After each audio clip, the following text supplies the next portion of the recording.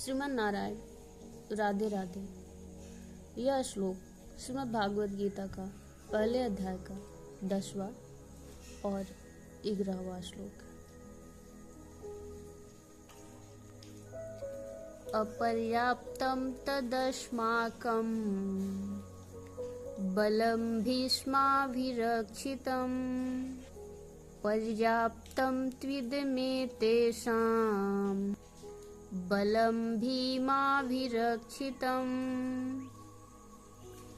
अयनेषु च सर्वेषु यथा भागमवस्थिता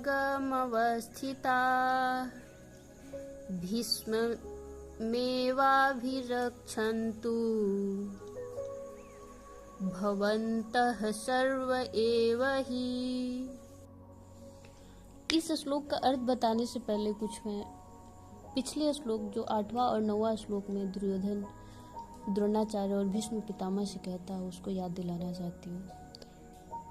8वां और 9वां श्लोक में दुर्योधन भीष्म पितामह और द्रोणाचार्य से कहता है कि इस युद्ध में मेरी जीत तो तय है, क्योंकि बहुत सारे वीरगण ऐसे हैं जो मेरे लिए जान देने को भी तैयार है। अब आगे, हमारी सेना जो है भीष्म द्वारा रचित है, संचालित है, असीम है, अपरिमित है, और पांडव सेना जो है भीम द्वारा सुरक्षित की गई है, वो बहुत ही सीमित है। यहाँ अपरिमित का अर्थ सिर्फ संख्या ही नहीं था, बल्कि युद्ध कौशल और युद्ध दक्षता भी है। दुर्योधन आगे कहता है, आप सब लोग अपने अपने विभागों के उत्तरदायित्व अनुसार चतुरतापूर्वक भीष्म की ही चारों ओर से रक्षा करें। दुर्योधन को अपनी 11 अक्षौहिणी सेना पर बहुत ही अभिमान था। यहाँ पर अक्षौहिणी का अर्थ होता है, एक अक्षौहिणी का मतलब होता है 1,09,350 पैदल सैनिक और 65,610 घोड़ा, 21,870 रथ और 21,870 हाथी। यहाँ पर दुर्योधन के 11 अक्षौहिणी सेना थी। दुर्योधन युद्ध की तैयारी कई सालों से कर रहा था। इसको भी वो अपनी शक्ति का जोरदार आधार मानता था।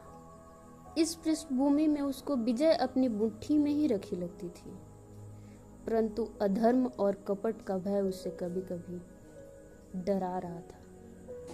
भीम और दुर्योधन का विरोध किसी से छुपा नहीं था, और धूतगृह में दुर्योधन द्वारा किया गया अपमान तथा द्रौपदी को अपनी जंघा पर अश्लील ढंग से ताना मारकर बिठाने की ललकार तो दोनों भीष्म और दुर्योधन के मध्य एक गहरी विष खाई की काम कर रही थी।